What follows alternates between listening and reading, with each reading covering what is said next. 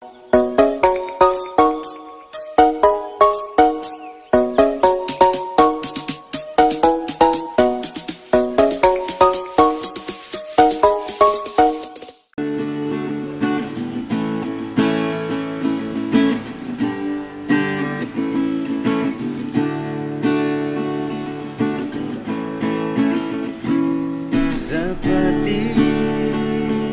dinginnya langit dari bumi, begitulah rancangan kita dan rancangan Tuhan. Dalamnya samudra yang tak terselami. Demikianlah jalan kita dan jalan Tuhan. Tak ada yang kan dapat mengaturnya, lagi memberi petunjuk sebagai penasehat. Setitik air dan sebutir debulah kita di atas tatanya yang amat agung. Carilah Tuhan yang selalu berkenan berjumpa. Berserulah kepadanya yang tak pernah jauh. Tinggalkan jalan dan rancangan kita, baiklah kembali padanya. Kasih dan pengampunannya berlimpah. Segala sesuatu darinya, olehnya dan kepadanya, bagi Dia kemuliaan kekal selamanya.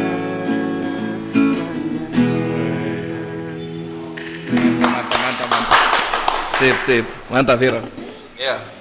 Hiro, itu siapa yang ciptakan tuh? Ya, ciptaan sendiri. Luar biasa. Asik ya. Ya. Jadi tentang apa cerita ini lagunya itu? Ini menceritakan tentang bahwa kita itu tidak boleh sendiri. Kita harus percaya sama Tuhan. Kita harus mengandalkan Tuhan dan berada di jalan Tuhan. Oke. Jadi kita taruh harapan sama Tuhan ya. Betul. Tidak boleh kita pakai andalkan kekuatan sendiri. Meskipun kita berdosa, meskipun sesalah apapun kita harus andalkan Tuhan. Kita harus berani untuk mengakui kesalahan di hadapan Tuhan, karena Tuhan itu selalu memberi pengampunan. Oh, ini jadi inti lagunya itu ya. Iya. Memang senang cipta lagu atau? Oh, jelas. Saya sedikit saya lebih suka saya suka seni pokoknya. Seni. Oh, seni. Apakah itu musik, beberapa cerita juga, suka nulis cerita. Tulis cerita ya. Nulis cerita lucu, cerita liriknya. Wah, bagus itu. Nanti anak-anak MIT kita bikin ini ya.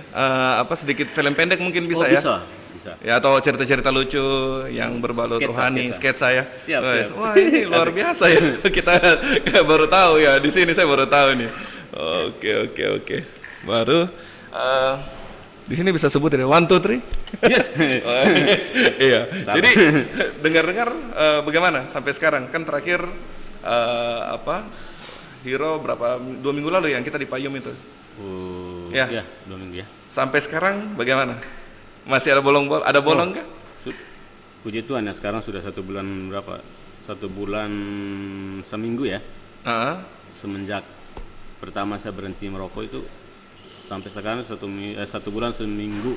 Tidak sentuh sama sekali. Tidak sentuh rokok sama sekali. Pokoknya udah buang ya. Oke, mantap. Terbebas. Luar biasa.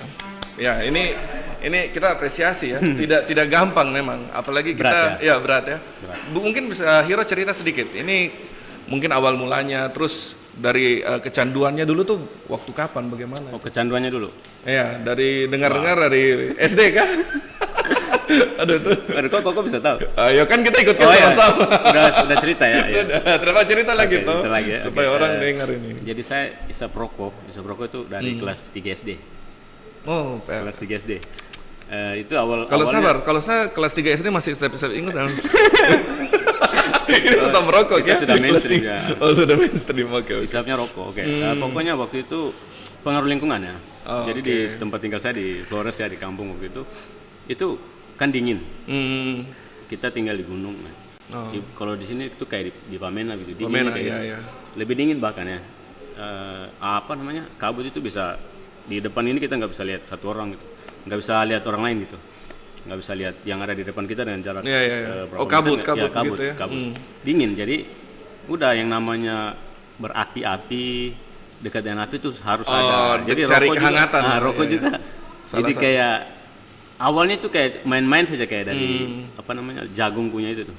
Oh, jagung punya ini rambut-rambut itu baru digulung baru gitu. pura-pura seperti isap rokok ya. Jadi kayaknya kurang enak nih. Merambah ke tembakau karena di sana juga tanam tembakau itu. Oh, kayak kita nih lampion. Iya. Di sana itu tembakau tanam sendiri. Sorry sebut merek lagi. Oke, langsung. Jadi dipotong sendiri isap gitu. Pakai kertasnya pakai kulit jagung itu yang udah kering itu. Udah jadi terbiasa. Terus merambah lagi ke rokok yang pabrikan memang. Oh, itu kelas berapa waktu coba yang rokok pabrikan? Masih kelas 3 lah, kelas 3. Artinya sudah yang rokok pabrikan jadi cepat sudah saja kelas ya. 3. Jadi dari main-main ke rokok pabrikan tuh. Kalau yang udah ada ini dari kecil lagi, lebih kecil lagi. Resmi mengisap rokok yang ibaratnya mengisap rokok yang pabrikan. Gitu, pabrikannya itu dari kelas 3 SD. Itu yang kelas 3 SD. Nah, jadi tapi sabar, saya mau tanya dulu. Anak-anak di situ memang anak-anak kecil? Iya, semua. Orang tua bagaimana waktu? Nggak ada. Ya biasa-biasa aja, guys. Ada beberapa sih yang larang. Gini, dilarang itu ketika sudah merokok yang sifatnya pabrikan. Ketika yang cuma tradisional atau main-main? Yang tradisional gitu nggak. Biasa aja, udah. Karena memang kita sendiri yang tanam gitu. Oke, jadi dan memang kebiasaan ya, habit ya. Kebiasaan sama ya adat di sekitar situ memang. Padahal mungkin tidak tahu itu sehat, soal kesehatan tidak dikasih sebenarnya tahu. Orang di kampung itu sehat-sehat saja sih sebenarnya ya. Tapi ketika sudah merambah ke rokok yang pabrikan, ya itu mungkin beda cerita lagi. Itu mungkinlah yang menjadi kemudian rokok itu dilarang. Sebenarnya kan merokok itu sebenarnya kan ada efek baik, ada buruknya. Cuma yang ada efek baik? Ya, ada. Apa efek baik? Tembakonya sebenarnya, bukan merokoknya. Bukan merokoknya, tetapi tembakonya. Nah, ini yang salah. Jadi ketika kita sudah mulai ke rokok yang sifatnya pabrikan, nah itu yang berbahaya. Tapi ketika cuma tembakau nah itu nggak masalah sebenarnya. Karena buktinya nih, nenek-nenek saya di kampung itu mereka menggunakan tembakau itu untuk bersihin gigi. Bersih itu giginya, kayak gitu. Nah, cuma memang kalau ketika sudah saatnya masuk ke dalam tubuh itu yang jadi masalah lagi. Itu mungkin ya, Pak. Kembali ke ceritanya. Jadi ya intinya tuh habit ya, terus adat. Jadi bahkan ketika saya dimintai ayah saya waktu masih kecil itu beli rokok, syaratnya nanti satu batang buat saya gitu, baru dia pergi beli gitu. Aduh, pokoknya kacau lah ya. kacau. Sekarang baru sadar mungkin kacau ya. Ya setelah diingat-ingat. Iya. Bangke juga saya. Sorry, dekat. Kayak kurang aja juga saya ya. Tapi itu dulu lah, maksudnya waktu belum sadar-sadarnya. Ketika kesini, tapi kan pertimbangannya banyak. Pindah ke Merauke tahun berapa? 2007 itu kalau dari Floresnya dari 2000. Tahun 2000. Jadi selesai SD itu. Selesai SD pindah di Jayapura dulu. Manokwari, Jayapura, terus Jayapura setelah SMP SMA selesai baru saya kesini. Jadi SMA selesai di Merauke. Jayapura. Ya. SMP SMA-nya di Jayapura. Saya sering lihat di gereja dulu ya dulu saya aktif kegiatan gereja. Di katedral kan? Iya, katedral. Itu sebagai apa, Bro? Lektor sering ya. Pemazmur sama dulu masuk di Dewan paroki. Waktu itu sekretaris yang baca pengumuman biasanya. Sore-sore biasanya. Ya, makanya tidak asing ya kalau kita lihat Hiro punya muka pasaran ini. Pasaran sekali. Iya. Ini sekarang baru kita ini. Ya, baru ingat lagi ya. Iya, lanjut terus. Nah, jadi setelah saya pindah ke sini, setelah 2007 selesai SMA langsung saya pindah ke sini sampai sekarang. Gitu. Soal yang tadi kita kembali ya, rokok. Jadi apa yang jadi itu dari kelas 3 sampai ada jedanya sebenarnya. Ada jedanya. Ada jeda. Jadi setelah saya pindah ke Jayapura itu, sekolah di sana. Sekolah di Jayapura kan tinggal sama tante saya tuh. Nah, udah kayak berhenti rokok itu. berhenti dalam arti mungkin lingkungan juga pengaruh tadi lagi kembali lingkungan ini di tempat lingkungan yang tidak merokok. Iya, yang baik-baik gitu ya. Bukan tidak merokok juga, cuman tante saya itu keras mungkin ya. Dan saya juga tidak mau mengganggu sekolah saya juga mungkin ya. Jadi supaya waktu itu bibir itu merah gitu ya, karena nggak rokok ya. Saya sempat, kok ternyata kalau kita nggak ngerokok bibir kita merah gitu. Tapi nggak terlalu efek waktu itu. Nah, jadi akhirnya waktu itu selama dari kelas 1 kelas SMP 3 tahun sama SMA 3 tahun. Jadi SMA itu 2,5 tahun lah. Karena kelas 3 di akhir katakanlah semester terakhirnya lah. Dari tahun terakhirnya itu di semester 6 bulan terakhirnya itu saya isap rokok lagi. Waktu itu karena waktu itu ada anak-anak baru masuk ya. Kita ospekin mereka itu, ospek lagi apa? MOS orientasi sekolah. Kita bawa mereka ke waktu itu di gunung. Dingin lagi, ketemu dingin lagi. Astaga, dingin lagi. Ada rasa, wah ini cari panas-panas ini. Teman satu isap rokok. Minta dulu. Mulai lagi dari situ. Akhirnya selesai sampai sekarang ini. Sorry, bukan sekarang. 1 bulan lalu ya. 1 bulan lalu. Oke. Jadi waktu pada saat merokok itu sempat berhenti. Itu berhenti hanya karena lingkungan. Tapi sudah ada kesadaran tidak bahwa ini memang enggak juga, maksudnya itu lebih ke tuntutan sekitar. Bahwa ini kita berada di lingkungan yang ya nggak boleh yang macam-macam. Tapi untuk maksudnya kesadaran bahwa ini dari sisi medis, maksudnya kesehatan belum. Buktinya kembali lagi kan. Dan waktu itu mungkin masih muda ya di AKR. Udahlah, nanti juga bertobat sendiri. Dan buktinya sekarang bertobat juga. Jadi kalau sekarang alasannya karena apa? Ini intinya. Ini cukup lama ya, paling lama ya mungkin. Kalau umur kan sudah, saya nggak mau bocorin umur, tapi kalau dikurang-kurangin sekitar, kalau saya hitung-hitung kalau sama rokok itu sekitar 25 tahunan. 25 tahun sama rokok. Ya 25 tahun sudah. Tapi ada sempat cek paru-paru, ada? Nggak ada. Kalau selama ini saya periksa-periksa itu darah periksa apa tuh aman-aman saja sih. Olahraga sering? Kalau saya olahraga sering. Kadang jogging ya, kadang nge-gym juga kadang-kadang. Iya, karena memang saya dengar-dengar. Oh iya, kita minum dulu nggak apa ya? Di sini aja, 2. Iya. Tadi pesan kopi kah? Oh iya, oke. Sip. Masa mau sebut sendiri kan tidak enak. Kalau kopi saya tanpa gula nih. Tanpa gula. Kok pakai gula? Iya, saya masih suka yang manis-manis. Iya, kalau saya kan tidak perlu karena saya sudah manis. Ini masuk tidak ya? Makasih Man ya. Ini katanya orang penikmat kopi yang sejati itu katanya tidak pakai gula. Ya. Saya mau belajar tapi aduh masih rasa hitam. Rasa pahit. Ya kita minum dulu ya. Silakan. Oke. Ya. Sigoy. Itu masuk. Iya, masuk. Nanti ke depan kita undang Pak Eko ya. Masuk ya Pak Eko? Masuk. Oke. Umur berapa lama? Ya? Berapa lama? Oke ya. Itu totalnya 25 tahun. Udah kalau usia pernikahan itu usia perak ya. Kok ngomongin pernikahan? Sudah menikah? Belum. Kok kasih tahu? Lagi. Nah, ini sekalian promosi. Ya, amin ya. Jadi guys, kalau yang mau kenalan sama Hiro, nanti di deskripsi ya, Edwin tolong ditulis biodata ya, Roy. Oke. Jadi ini sudah 1,5 bulan, anggaplah ya. Itu alasannya apa? Kan kemarin itu alasannya sempat berhenti karena keadaan. Situasi. Yang kita mau tahu kenapa bisa punya komitmen untuk berhenti. Jadi puncaknya kemarin itu saya mengikuti satu kegiatan. Itu saya diundang tanpa, mungkin itu jalan Tuhan juga ya. Siapa yang undang? Saya diundang oleh salah satu suku saya. Salah satu orang tua dari suku ya, dari Flores itu. Saat ini beliau udah ada di PMI. Ngurus apa di PMI itu sebagai apa ya? Yang ngurus PMI pokoknya. Kantor PMI itu. Dia ngundang, artinya dia yang sebarin itu ke saya. Dia lanjutin itu pamfletnya itu. Ini ikut nih, bagus nih. Ketika memang lihat judulnya kan pria sejati. Apa sih? Saya ini kayaknya belum jadi pria sejati. Akhirnya udah. Padahal banyak yang menganggap, wah saya sudah pria sejati, kurang sejati apa harus ikut camp ini? Iya, ada beberapa bisikan juga. Oh begitu. Kau kan sudah jadi pria sejati, gimana aku bencong? Wah, kan begitu juga. Sudah brewok, kurang sejati apa ya? Oke. Asli itu pemikiran salah. Tapi waktu itu saya melihat itu karena saya merasa bahwa banyak yang saya belum capai. Dalam hidup ini saya banyak yang saya belum capai. Istilahnya dengan usia yang pada saat ini ya. Yang belum ngapa-ngapain, ini saya mau jadi apa sih? Padahal sudah begini, belum termasuk belum nikah juga, segala macam.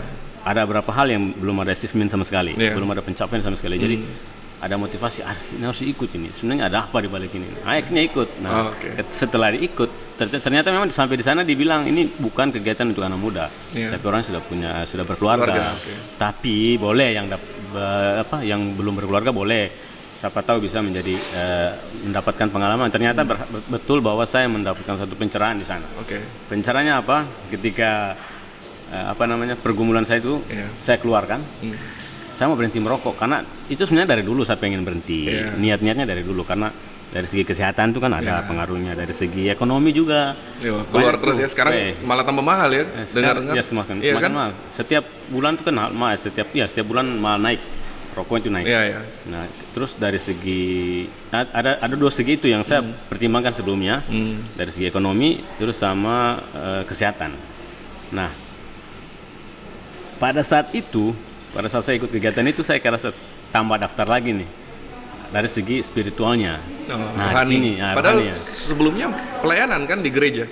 Itu sempat ke ini ya. Saya itu ibaratnya memang sudah jatuh ke dunia hitam ibaratnya ya. Saya udah nggak peduli lah sama. Masih cuman jarang pergi ke gereja, bahkan jarang ikut aktif kegiatan gereja lagi. Ketimbang dulu. Itu terakhir saya ikut itu 2014. 14 terakhir. Bayangin 14, 15, 16, 17, 18, 19, 20. Sudah berapa? 8 tahun. 7 tahun. 7 tahun. 7 tahun saya keluar dari jalur yang seharusnya. Jadi akhirnya saya ini kok sudah begini kayak belum ada pencapaian itu. Jangan sampai nih. Karena saya terlalu bebas hidupnya, keluar dari jalur itu lagi. Padahal dulu saya rajin di gereja. Pelayanan apa. Akhirnya mulai sadar. Mungkin sisi lainnya juga mungkin sudah banyak teman-teman yang toksik itu sudah menikah semua, jadi aman saya, jadi kayak disadarkan kembali. Nah, kayak gitulah. Tapi intinya ketika mengikuti kegiatan camp itu, saya mendapat satu pencerahan bahwa ini sudah saatnya. Selama ini kan kau janji sama diri sendiri, nggak berhasil toh? Kayak kena tangkap ya, dapat tangkap. Coba. Orang bilang Tuhan tangkap. Jadi ketika kegiatan itu yang kayak ada roh yang masuk gitu ya. Nah, ini maaf saya potong sebentar. Saya kan ada di situ juga. Jadi Hiro ada kasih kesaksian bilang dulu melihat orang nangis-nangis, apa ini? Cerita dulu, Bro. Betul. Ya, jadi apa ya? Mungkin beda ya. Kita di Katolik kan betul. Itu bukan adatnya kita, ibaratnya bukan kebiasaan kita lah, istilahnya altar call, nangis-nangis Itu ibaratnya KKR kan misalnya. Biasanya begitu ya. Tapi ternyata di kita ada karismatik. Ada. Karismatik kan di kita ada, di Katolik ada. Cuman saya nggak pernah masuk sampai ke dalam-dalam gitu kan. Ya itu tadi. Ketika memang sampai ikut kegiatan ini kayak ada dapat tangkap ibaratnya. Kayak ditarik gitu. Ditarik sama Tuhan gitu. Nah, ketika saya merasakan momen di dalam kegiatan itu, saya betul gak sih yang orang menangis-nangis gitu? Saya tidak percaya kayak gitu. Sebelumnya saya sering lihat yang seperti itu di TV ataupun di lapangan Mandala itu. Biasa orang bikin KKR di sana kan. Ini betul ke tidak kayak, tapi ternyata hari itu saya menangis. Menangis menyesal dan kayak ada kayak apa ya? Kayak hati tuh dicopot gitu. Kayak diangkat. Ada kalau itu saya kayak ada duri terus dicabut gitu. Rasanya kayak betul. Itu saya pernah satu kali pengalaman, saya cerita sedikit tentang rasa itu ya. Itu bagi saya itu istilahnya itu lawatan Roh Kudus. Jadi Roh Kudus itu masuk ke dalam kita. Jadi kita merasa ada sesuatu yang terangkat. Betul. Ada itu yang bisa buat kita punya air mata jatuh. Jadi memang waktu itu saya menangis bahkan serius saya hampir menangis lagi nih. Enggak apa-apa. Ya minum dulu. Jadi kayak apa ya, ada semacam ini kalau saya ibaratkan itu ada duri tertancap, jangan di hati, di kaki aja. Betul. Duri itu kita nggak bisa cabut. Biasanya gitu. Kita butuh jarum, kita butuh penjepit. Tapi dia masih bisa juga sampai di dalam-dalam. Nah, ibaratnya kayak gitu. celah-celah itu yang kita tidak bisa cabut, tapi kalau kita andalkan Tuhan, itu kayak dia hilang sendiri. Langsung kita langsung lega. Terus kalau barang itu kita cabut, kita potong dia kasih keluar, rasanya juga kayak gitu, kayak lega langsung, tidak ada rasa sakit lagi. Nah, momen pada saat itu saya rasa seperti itu. Itu yang buat Hiro sampai saya yakin bahwa saya bisa ini lepas dari rokok. Akhirnya biasanya setelah merokok itu kan habis makan mual itu. Nah, hari itu kan kita makan tuh habis pertobatan itu, katakanlah pertobatan. Habis acara itu saya berhenti merokok itu, malamnya ada makan malam. Saya habis makan nggak isap rokok. Biasa-biasa aja. Biasanya tidak kan ada harus rasa makan. pengen harus, kan biasa mual. Harus isap rokok. Biasanya mual kalau habis makan, tapi hari itu kayak apa ya, kayak ya udah biasa aja, nggak ada rasa kangen rokok, nggak ada. Betul. Ini juga yang saya ingat tadi Hiro di lagunya Hiro yang saya tanya tadi mengenai apa yang Hiro bilang, andalkan Tuhan. Itu juga memang mungkin salah satunya ya. Ketika kita berniat untuk berkomitmen, kita andalkan diri sendiri, kita tidak. Kadang kan kita lupa gitu ya. Kadang kita percaya dengan diri sendiri, kita bisa. Iya, betul. Mungkin kita tidak libatkan Tuhan. Iya. Kadang untuk memotivasi diri itu mungkin saking egoisnya kita biasa saya bisa memotivasi diri itu yang kadang-kadang saya kuat, saya sanggup, saya lupa, segalanya. Ternyata ada yang lebih di atas dari kita. Betul. Luar biasa. Jadi di saat itu juga ada momen-momen lucu sih sebenarnya. Jadi mungkin ada yang sadar kan. Jadi Hiro itu saya sedikit cerita ya Hiro ya. Tidak apa-apa ya. Siap.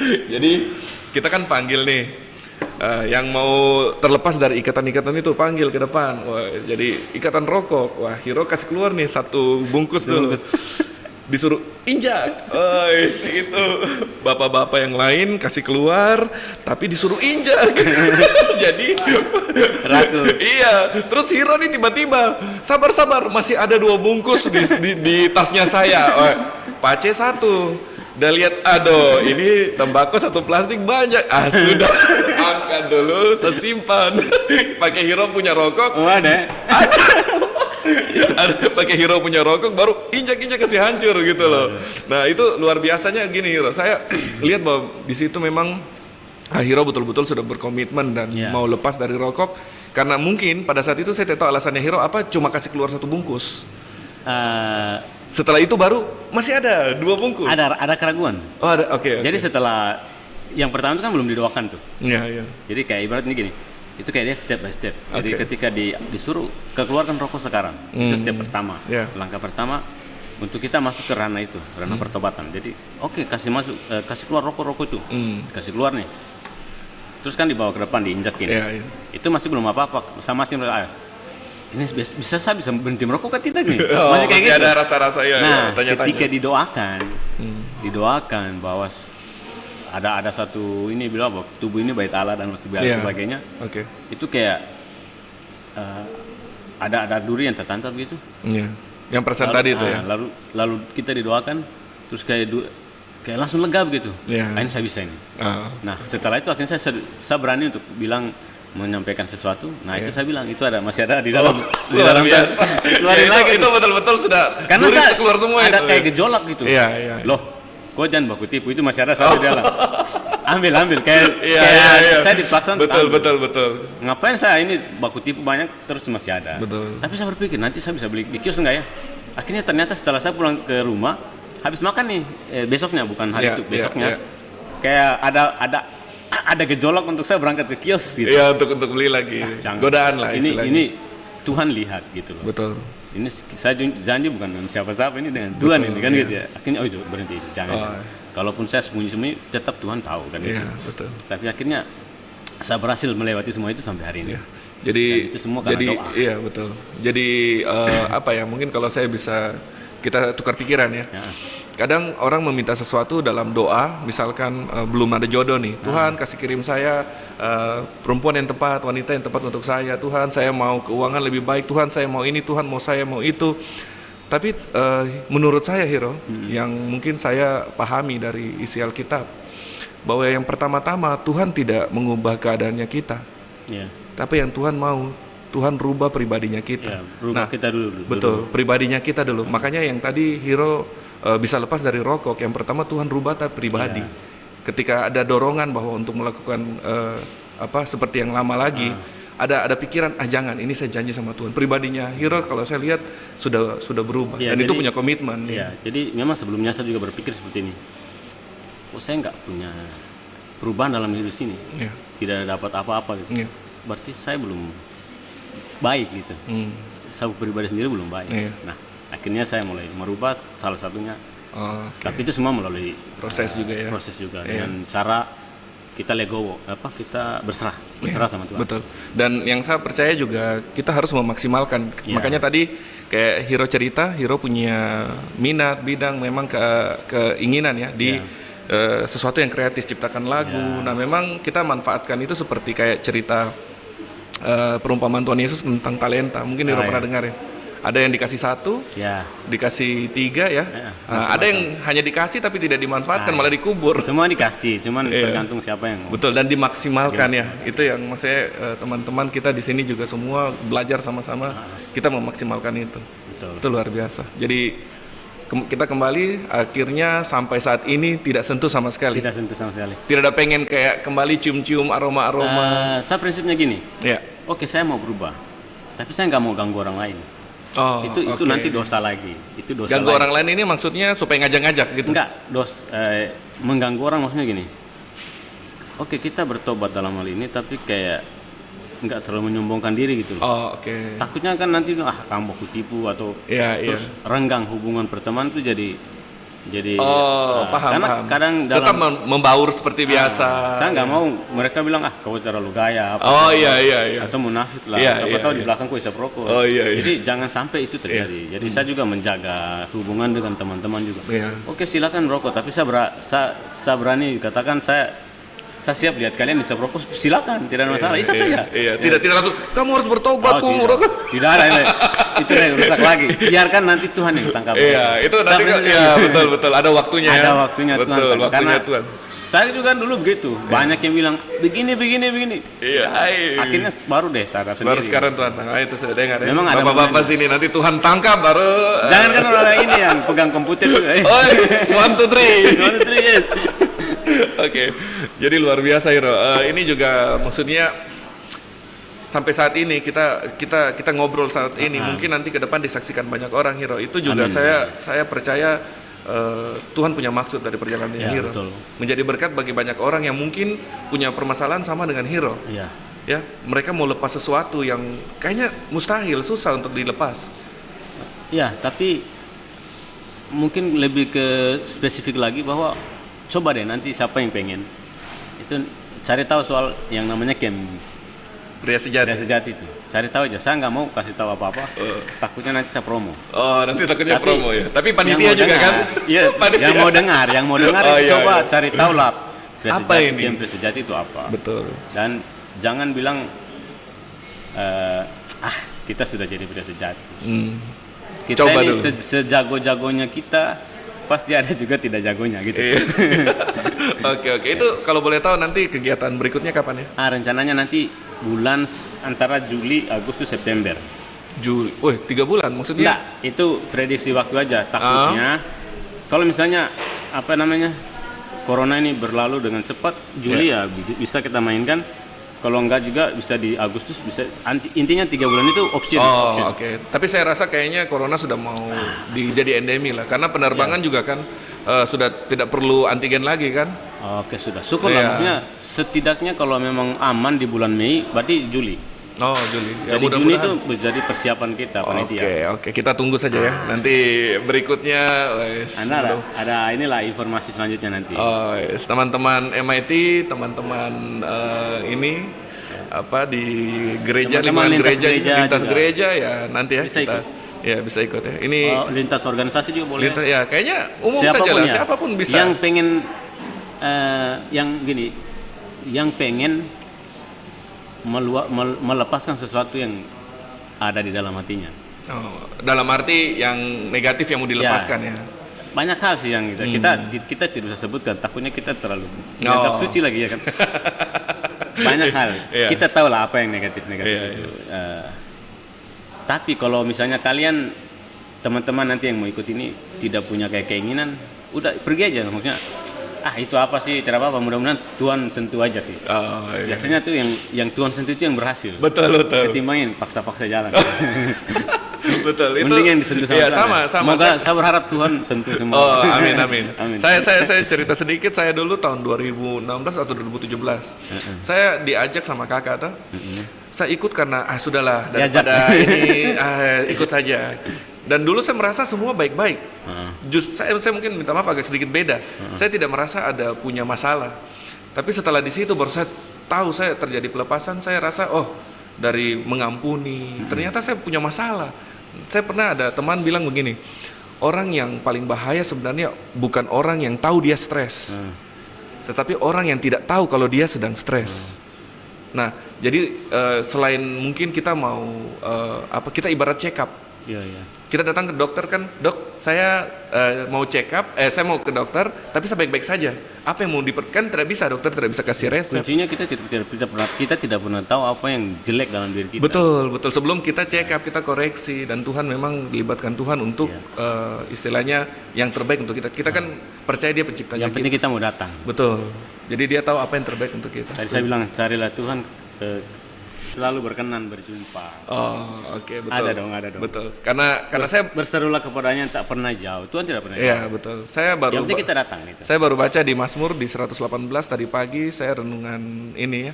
Saya baru baca itu tentang bahwa Tuhan setia sampai selama-lamanya untuk kita. Kalau Dia saja yang tahu setia tidak pernah tinggalkan kita, kenapa kita selalu tinggalkan Dia? Nah, itu yang maksudnya juga mungkin cocok dengan berserah lah, intinya berserah. Iya, betul. Kalau berserah itu Tuhan pasti tidak mungkin Dia balik badan dia. Iya. Oke, bro, mantap. Nah, kita ngomong-ngomong soal puasa ini. Biasanya. Puasa. Nah, menurut Hiro, ini kan kita sedang masuk masa Prapaskah ya. Jadi kita berpantang dan berpuasa. Menurut Hiro, pantang puasanya Katolik ini bagaimana? Informasi yang saya dapat dari dulu sosialisasinya ya. Kalau pantang itu kan kita mengurangi sesuatu yang sudah sering kita lakukan. Oke. Makan daging setiap hari, makan daging ya. Kita kurangi. Janganlah makan pada hari itu. Biasanya lebih cenderung ke hari Rabu sama Jumat. Rabu dan Jumat. Tapi kalau mau lebih bagus lagi setiap hari dalam 1 bulan itu. Itu konsep pantang. Kalau puasa ya makan kenyang satu kali. Jadi kayak orang minta maaf teman sahabat sebelah yang 1 hari puasa itu makan satu hari sekali sama ya. Biasanya. Tapi kayaknya kita lebih ringan deh. Ya. Aturannya yang sering dibilang itu hari Rabu sama Jumat. Tapi kalau 1 bulan full lebih bagus. Begitu. Intinya yang mau berniat itu kembali ke niat lagi. Iya. Kalau dulu kan biasa orang yang dibilang senang rokok ya berhenti dulu pada masa puasa. Sebenarnya itu kan masalah, kalau saya bilang sih bukan masalah bentuknya ya, bukan masalah daging real daging, tapi sesuatu yang kita suka. Ya, betul. Misalnya kopi nih. Ya, saya suka minum kopi. Bisa kita pantang. Ya, jangan, saya tidak. Kita istilahnya belajar untuk menyangkal diri, orang bilang. Iya, betul. Nah, kalau konsepnya saya, ini kan kita ngopi nih. Malu dong kalau kita bilang kita mau pantang kopi hari ini. Saya pantangnya gulanya. Ya, memang salah satu sifat laki-laki ada saja pembelaan. Alibi. Ya, jadi itu di sisi lain juga ya. Saya juga lagi berusaha untuk berhenti ngopi. Nah, tapi itu masih dalam proses.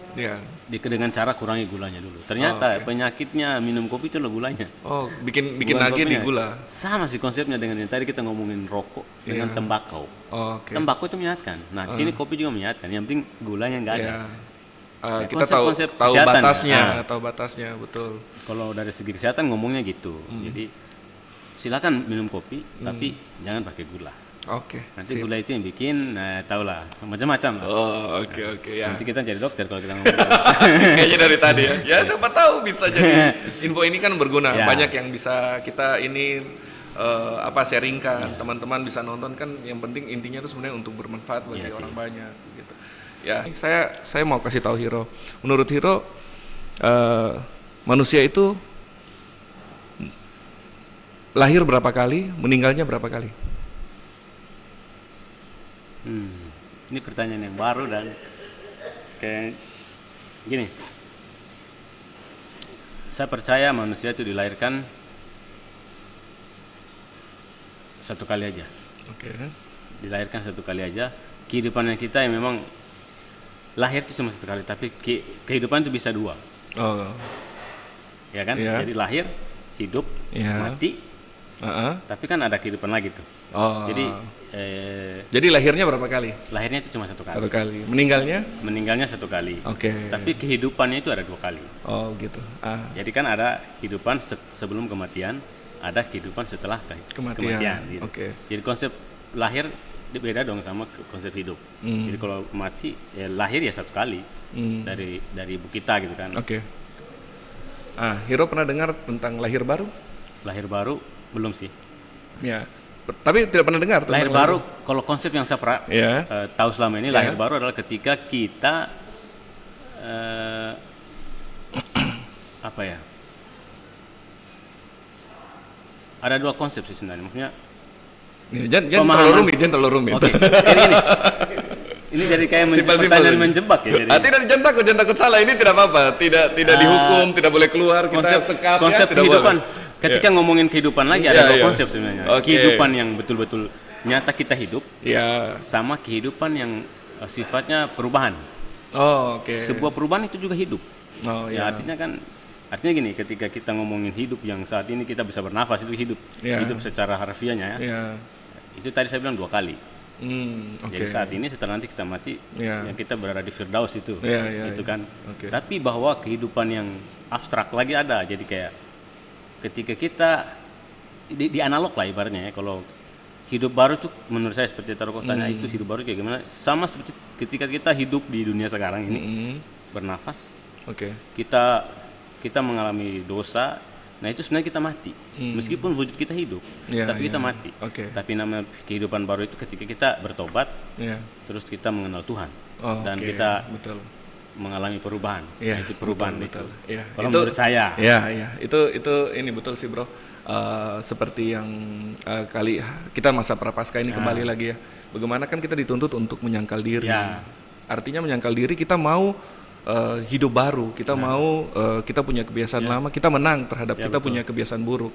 Jadi bagi saya Hiro, kita harus lahir dua kali supaya kita mati cuma satu kali. Dalam konteks, jadi kita pertama lahir secara batin, raga, dan kemudian kedua kita lahir secara rohani yang kayak tadi. Kita menerima Kristus, kita jalani diri seperti apa yang Tuhan mau. Itu kita menerima dan kita menyangkal diri, itu kita lahir baru. Supaya jangan kita lahir satu kali, kita mati dua kali. Mati dua kali adalah mati raga dan kita punya jiwa lenyap. Karena kita semua orang percaya, mau Kristen apapun, Katolik, Protestan. Kita tidak pernah punya kesempatan untuk berubah selama hidup yang sebetulnya itu ya. Iya betul. Karena Tuhan Yesus menjanjikan bahwa keselamatan untuk jiwanya kita. Jadi kita mati cukup raganya kita, jiwa kita bersama Dia.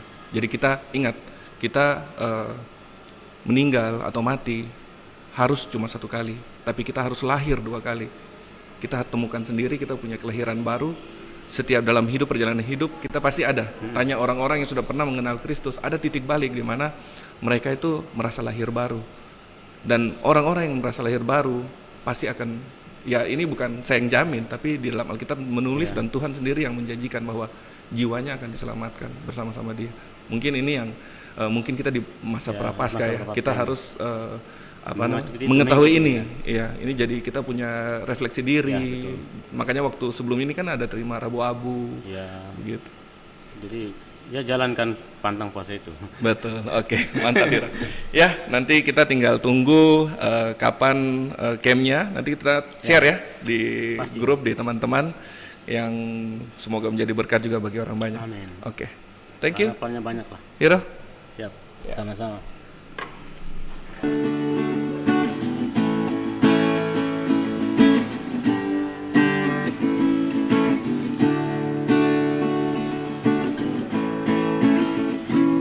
Seperti dinginnya langit dari bumi, begitulah rancangan kita dan rancangan Tuhan. Dalamnya samudra yang tak terselami. Demikianlah jalan kita dan jalan Tuhan.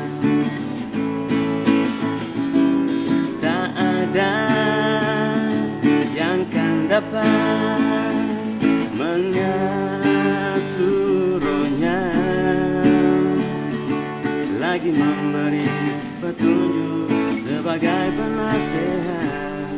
Setitik air dan sebutir debulah kita di atas tatanya yang amat agung. Carilah Tuhan yang selalu berkenan berjumpa. Berserulah kepada